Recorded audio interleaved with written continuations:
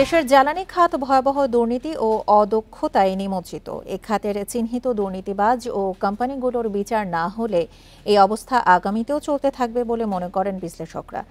সোমবার রাজধানীর সিরডাপ মিলনায়তনে ক্যাবের এক আলোচনায় বক্তারা এসব কথা বলেন। ক্যাপাসিটি চার্জের নামে লুটেরা গোষ্ঠী জনগণের যে টাকা নিয়ে গেছে তা উদ্ধারের দাবিও জানান তারা। দেশের জ্বালানি প্রকল্পগুলোতে চুক্তি ও একচেটিয়া বাণিজ্য সুরক্ষার বিনিময়ে বিপুল অঙ্কের অর্থ আত্মসাৎ হয়েছে বিগত সরকারের সহায়তায়। ক্যাবের প্রস্তাবিত জ্বালানি রূপান্তর নীতি নিয়ে রাজনৈতিক দলের সংলাপে জানানো হয় 2024-25 অর্থবছরে বিদ্যুতে ভর্তুকি প্রস্তাব করা হয় 40,000 কোটি টাকা এবং গ্যাসে 7,000 কোটি টাকা। এই ভর্তুকিতে সাধারণ ভোক্তা নয় বরং স্বার্থান্বেষী ব্যবসায়ী মহল উপকৃত হবে। জ্বালানিতে সরকার ভর্তুকির নামে জনগণের টাকা লুট করেছে বলেও অভিযোগ করেন ক্যাবের জ্বালানি উপদেষ্টা। সরকার লুণ্ঠনকারীদের একটি সহায়ক প্রতিষ্ঠানে শুধু নয়, সরকার নিজেও জ্বালানি খাতে নির্বিচারে লুণ্ঠন করেছে এবং স্বৈরাচারী ভূমিকা পালন করেছে। আলোচনায় রাজনৈতিক নেতারা বলেন, জ্বালানি রূপান্তরের জন্য সবার আগে রাজনৈতিক রূপান্তর জরুরি। যারা দেশ পরিচালনা করেন তাদের উন্নয়ন নীতি মুনাফা কেন্দ্রিক হলে মানুষের আকাঙ্ক্ষার প্রতিফলন ঘটবে না। যেই সরকার দেশ পরিচালনার, রাষ্ট্র পরিচালনার দায়িত্ব গ্রহণ করবেন, সেই সরকারের নীতি কি, তার আদর্শ কি, তার দৃষ্টিভঙ্গি কি এবং উন্নয়ন সম্পর্কিত তার দৃষ্টিভঙ্গি কি, তারই কিন্তু প্রতিফলন সেগুলো বিভিন্ন নীতি মধ্যে প্রতিফলিত হয়। এই অনিয়মগুলো যদি আমরা বন্ধ করতে চাই তাহলে আমাদের সবাইকে নিজেদেরকে আগে পরিবর্তন করতে হবে, নিজেদেরকে সংস্কার করতে হবে। নিজেদেরকে যদি আমরা সংস্কার না করতে পারি তাহলে এদেশের কখনোই পরিবর্তন হবে না। জ্বালানি খাতে চিহ্নিত গডফাদাররা ধরাছোঁয়ার বাইরে থাকায় অন্তর্বর্তী সরকারের সমালোচনা করেন রাজনীতিবিদরা। Mehedi Hasan, independent News, Dhaka. মালয়েশিয়ায় জনশক্তি রপ্তানির সিন্ডিকেটের অন্যতম সদস্য ইউনিক ইস্টার্ন প্রাইভেট লিমিটেডের মালিক নূর আলী সহ সংশ্লিষ্ট 14 জনের বিরুদ্ধে 40,71,00,000 টাকা প্রতারণার অভিযোগে মানি লন্ডারিং প্রতিরোধ আইনে মামলা করেছে সিআইডি। মালয়েশিয়ায় জনশক্তি রপ্তানির নামে অভিযুক্তরা সরকার নির্ধারিত ফি ব্যতীত অতিরিক্ত অর্থ আদায় করে, যার প্রমাণ পায় সিআইডি। সরকারি ফি ৭৮,৯৯০ টাকা নির্ধারিত থাকলেও অভিযুক্তরা জন প্রতি ১,৫০,০০০ টাকা আদায় করে। পাসপোর্ট খরচ, কোভিড-19 টেস্ট, মেডিকেল ফি ও পোশাক সংক্রান্ত ফি এর নামে এসব অতিরিক্ত খরচ আদায়ের তথ্য পায় সিআইডি। অপরাধের পূর্ণাঙ্গ তথ্য উদ্ঘাটন, অজ্ঞাতদের শনাক্ত ও গ্রেপ্তার করার স্বার্থে সিআইডির তদন্ত ও অভিযান অব্যাহত রেখেছে। মামলাটির তদন্ত করছে সিআইডির ফিনান্সিয়াল ক্রাইম বিভাগ।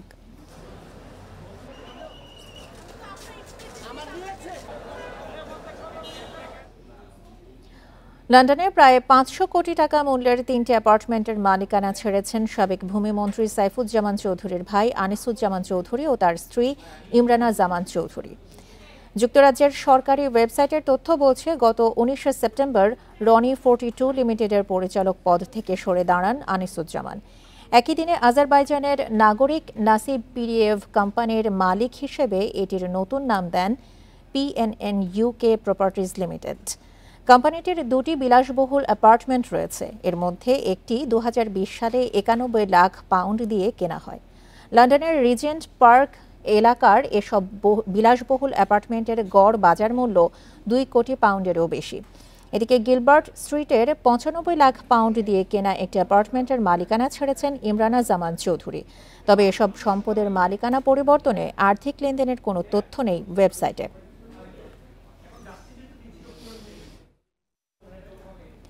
আগামী নভেম্বর থেকে ট্রেডিং কর্পোরেশন অব বাংলাদেশ টিসিবির পণ্য তালিকায় যোগ হচ্ছে চা, লবণ, ডিটারজেন্ট ও 2 ধরনের সাবান। সোমবার বাণিজ্য মন্ত্রণালয়ের সম্মেলন কক্ষে এই তথ্য জানান বাণিজ্য উপদেষ্টা শেখ বশির উদ্দিন। বাণিজ্য উপদেষ্টা বলেন, টিসিবির কার্যক্রমের সাথে নতুন 5 পণ্য দরিদ্র মানুষকে কিছুটা স্বস্তি দেবে, একই সঙ্গে মূল্যস্ফীতি নিয়ন্ত্রণে ভূমিকা রাখবে বলেও মনে করেন তিনি। বর্তমানে টিসিবির সক্রিয় স্মার্ট ফ্যামিলি কার্ডের সংখ্যা 7,34,316টি। সক্রিয় করার প্রক্রিয়ায় আছে 3,39,454টি স্মার্ট কার্ড, আগামী 1 মাসের মধ্যে এই ব্যাপারে দৃশ্যমান অগ্রগতি নিশ্চিত করার আহ্বান জানান বাণিজ্য উপদেষ্টা। টিসিবির কার্যক্রম পরিচালনায় সরকার প্রায় 5,000 কোটি টাকা ভর্তুকি দিয়ে থাকে।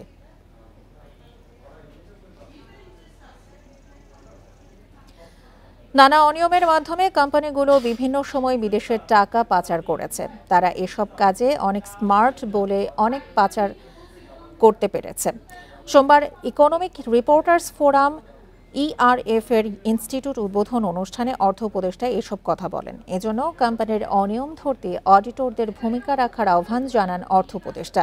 তিনি বলেন, এই সরকারের কাজকে বিদেশিরা ইতিবাচকভাবে নিয়েছে, তাই অন্তর্বর্তী সরকারের শুধু সমালোচনা না করে ভালো দিকগুলো তুলে ধরতে সাংবাদিকদের প্রতি আহ্বান জানান অর্থ উপদেষ্টা।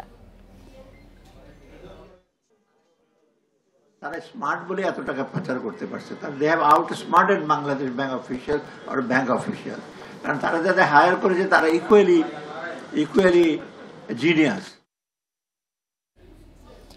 বাংলাদেশ বিশ্বের বিভিন্ন দেশে পণ্য রপ্তানি করলেও নিজেদের পণ্য ব্র্যান্ড হিসেবে পরিচিত করাতে পারেনি।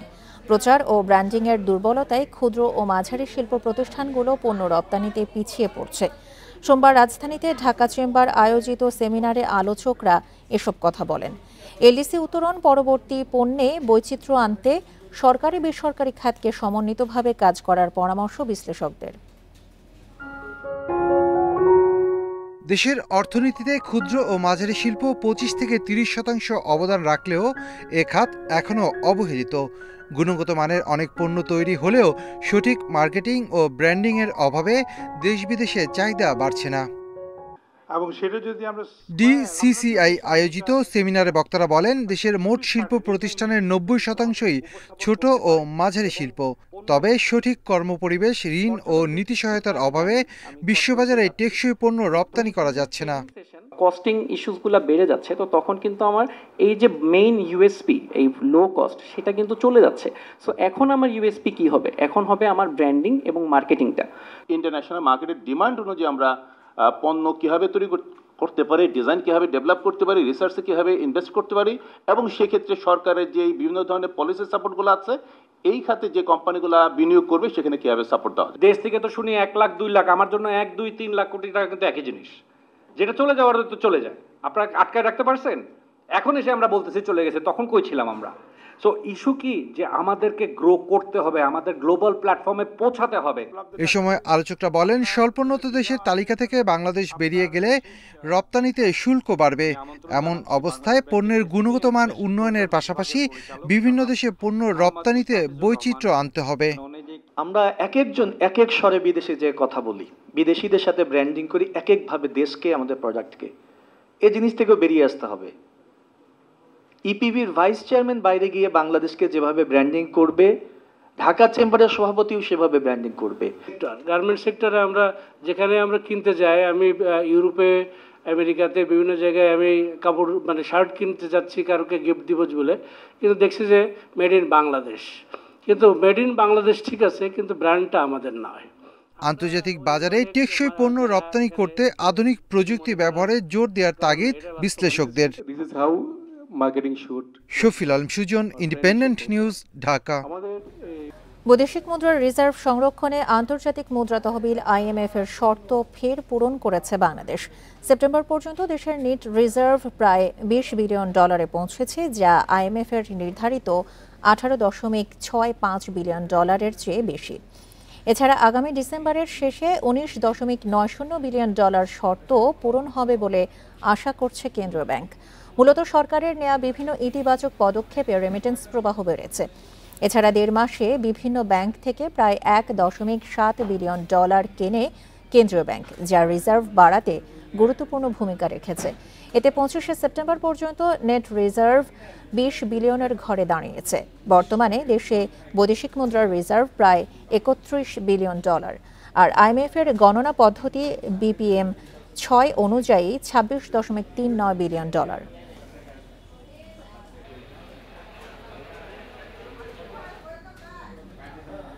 জাটকা ইলিশ আহরণে নিষেধাজ্ঞার পরেও এবছর গত বছরের চেয়ে ইলিশ আহরণ কমেছে। এবার ইলিশের দাম কমাতে না পারায় দুঃখ প্রকাশ করেছেন মৎস্য ও পশু সম্পদ উপদেষ্টা ফরিদা আক্তার। সোমবার দুপুরে সচিবালয়ে এক সংবাদ সম্মেলনে এ কথা জানান তিনি। বলেন, ইলিশ মাছ রক্ষায় 4 থেকে 25 অক্টোবর পর্যন্ত 22 দিন মাছ ধরা নিষিদ্ধ করেছে সরকার। জাতীয় মাছ ইলিশ বাঙালির রসনা বিলাসে সবসময় থাকে পছন্দের তালিকায়, কিন্তু গত কয়েক বছর ধরে সেই ইলিশ অনেকটাই দুষ্প্রাপ্য হয়ে উঠেছে। ভরা মৌসুমে ইলিশের চড়া দামে ক্ষুব্ধ সাধারণ মানুষ। এবার সেই ইলিশের দাম কমাতে না পারায় দুঃখ প্রকাশ করলেন মৎস্য প্রাণী সম্পদ উপদেষ্টা। সচিবালয় উপদেষ্টা বললেন, জাটকা ইলিশ আহরণে নিষেধাজ্ঞার পরেও এবছর জুলাই ও আগস্ট মাসে গত বছরের তুলনায় কমেছে ইলিশ আহরণ। ব্যর্থতা যদি বলেন আপনাদের যত ইচ্ছা বলতে পারেন, এটাতে আমি কোনো ডিফেন্ড করব না বা করব না, কারণ বাজারে ইলিশের দাম না কমা এটা আমারও কষ্টের কারণ। উপদেষ্টা জানান, আগামী 4 থেকে 25 অক্টোবর পর্যন্ত 22 দিন দেশের অভ্যন্তরীণ ও সমুদ্র উপকূলে ইলিশ মাছ ধরা, পরিবহন, মজুদ, বাজারজাতকরণ ও বিক্রি সম্পূর্ণ নিষিদ্ধ থাকবে। জানান, এ সময় 6,20,140 জেলে পরিবারকে দেওয়া হবে 25 কেজি করে ভিজিএফের চাল। অভিযান পরিচালনায় মৎস্য কর্মকর্তাদের পাশাপাশি নৌ পুলিশ, কোস্টগার্ড, নৌবাহিনী এবং বিমান বাহিনী সহ সকল আইন শৃঙ্খলা রক্ষাকারী বাহিনী অংশগ্রহণ করবে। পূজা উপলক্ষে এবছর এখন পর্যন্ত ভারতে প্রায় 103 টন ইলিশ রপ্তানি করা হয়েছে বলে জানান উপদেষ্টা। Hasib Mahmud Shah, independent News, Dhaka. আনুষ্ঠানিকভাবে যাত্রা শুরু করল Akij agro and livestock limited. বগুড়ায় অত্যাধুনিক এই কারখানার উদ্বোধন করা হয়। আধুনিক প্রযুক্তি নির্ভর এই কারখানাতে স্থাপন করা হয়েছে দেশের সবচেয়ে উন্নত স্বয়ংক্রিয় মশলা উৎপাদন ইউনিট। আকিজ গ্রুপের প্রতিষ্ঠাতা মরহুম শেখ আকিজ উদ্দিনের সহধর্মিণী উন্মি মনোয়ারা বেগম, আকিজ ভেঞ্চারের চেয়ারম্যান শেখ শামীম উদ্দিন ও তার পরিবার এই কারখানার উদ্বোধন করেন, যার উৎপাদন ক্ষমতা প্রতি ঘন্টায় 500 কেজি, যেখানে সম্পূর্ণ অটোমেটিক মেশিনে প্রাকৃতিক স্বাদ, রং ও ঘ্রাণ সহ গুঁড়া মশলা তৈরি হচ্ছে হাতের স্পর্শ ছাড়াই। উদ্বোধনী অনুষ্ঠানে প্রতিষ্ঠানটির প্রধান নির্বাহী কর্মকর্তা সৈয়দ জহুরুল আলম সহ অন্যান্যরা উপস্থিত ছিলেন। আকিজ অ্যাগ্রোর পণ্যের তালিকায় রয়েছে মশলা, সরিষার তেল, চাল, কফি, বিস্কিট, মটর ভাজা, ম্যাঙ্গো বার ও আচার সহ বিভিন্ন পণ্য।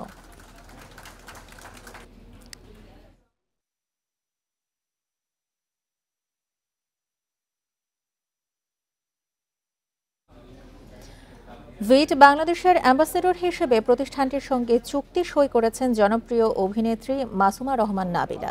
রাজধানীর গুলশানে রেকিট বেনকিজারের প্রধান কার্যালয়ে এই চুক্তির স্বাক্ষর অনুষ্ঠিত হয়। বাংলাদেশের স্কিন হাইজিন সচেতনতা বৃদ্ধিতে এই ব্যবসার প্রসারে ভিট বাংলাদেশের সব কার্যক্রমের অ্যাম্বাসেডর হিসেবে কাজ করবেন অভিনেত্রী নাবিলা। অনুষ্ঠানে উপস্থিত ছিলেন রেকিট বেনকিজারের managing director Bishal Gupta, senior marketing manager Salauddin Ahmed, senior brand manager Nishat Tamanna Mou সহ রেকিটের ঊর্ধ্বতন কর্মকর্তারা। এ সময় ভিট বাংলাদেশের সঙ্গে কাজ করতে পারাটা বেশ সৌভাগ্যের ও আনন্দের বলে জানান অভিনেত্রী নাবিলা।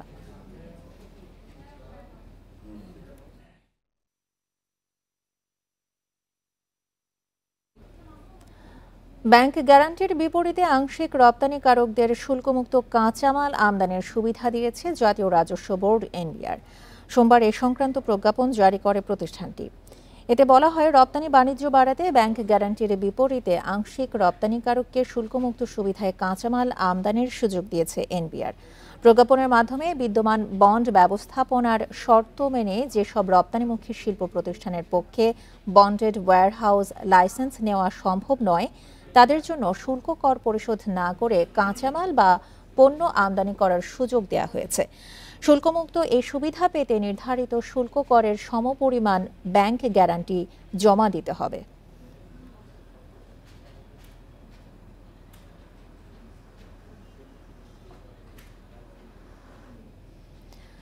নারীরা গৃহস্থালিতে যে কাজ করেন তা জিডিপির 16.14%। টাকার হিসেবে যা প্রায় 7 লাখ কোটি টাকা। নারীর গৃহস্থালির অবৈতনিক কাজকেও জিডিপির হিসাবে অন্তর্ভুক্তির দাবি জানিয়েছে মানুষের জন্য ফাউন্ডেশন।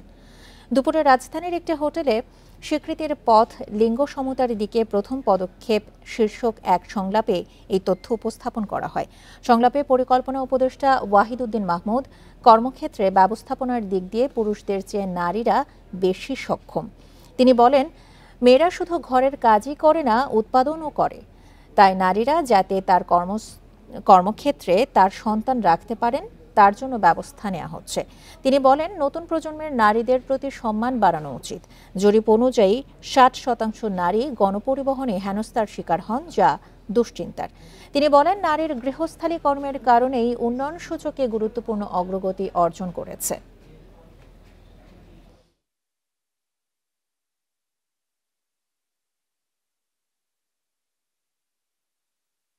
মেয়ে ডিসিরা অধিকাংশ ক্ষেত্রে ছেলে ডিসিদের থেকে বেশি সক্ষমতা দেখাচ্ছে, কারণ তাদের এমন স্কিল আছে যে তারা নেগোশিয়েট ভালো করতে পারে।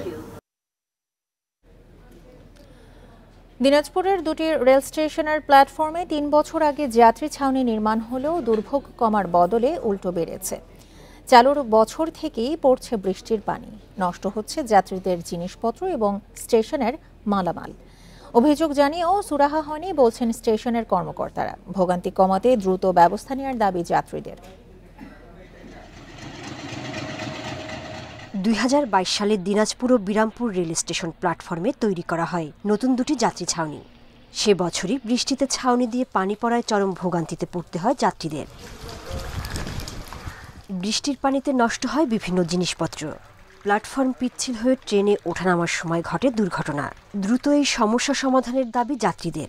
যখন থেকে কাজ করছে দ্বিতীয়বার, তখন থেকেই ওই অবস্থা। আসলে কর্তৃপক্ষের নজরদারি নাই, যাত্রীদের খুব ভোগান্তি। যাত্রীরা এসে বসতে পারে না, পানিতে ভিজে যায়। তখন যেটা পাউচে স্লিপ করবে তাও বলা যাবে না। এই যে কিছুদিন আগে কাজ করছে, বেশি দিন হয় নাই, মনে হয় বছর কেনেও যায় নাই, এদের ইট উঠে শেষ। ছাউনি ঠিক করতে কয়েকবার লিখিত ও মৌখিকভাবে জানিয়েও সমাধান মেলেনি দাবি স্টেশন কর্মকর্তার। শেড দিয়ে পানি পড়ে, এই ব্যাপারে আমরা যথাযথ কর্তৃপক্ষকে জানাইছি। তারা এসে দেখছেন, পরিষ্কার করছেন, তারপরও পানি পড়তেছে, যাত্রীদের ভোগান্তি হচ্ছে। এদিকে প্রকৌশল বিভাগ এ বিষয়ে অন্ধকারে। সৈয়দপুরের ঊর্ধ্বতন প্রকৌশলী জানান, তাদের কিছুই জানানো হয়নি, তবে দ্রুত মেরামতের আশ্বাস তার। স্টেশন থেকে তো আমাকে কেউ কিছু জানায়নি। হ্যাঁ, আপনাকে হয়তো বলছে, স্টেশনে কেউ বলছে কিনা জানি না, জানায় না। সেরকম সমস্যা থাকলে আমি ঠিক করে দিব, রিসেন্টলি ঠিক করে দিব সেরকম সমস্যা থাকলে। দিনাজপুর রেল স্টেশনে প্রতিদিন প্রায় 5000 এবং বিরামপুরে প্রতিদিন 2000 যাত্রী যাতায়াত করেন। Independent news. আর এ ছিল আজকের মতো অর্থনীতি সারাদিনে। এছাড়া ইন্ডিপেন্ডেন্ট টেলিভিশনের সব খবর আরও বিস্তারিত জানতে চোখ রাখুন ফেসবুক, ইউটিউব এবং এক্সে। ধন্যবাদ সবাইকে। আমন্ত্রণ পরের আয়োজনে।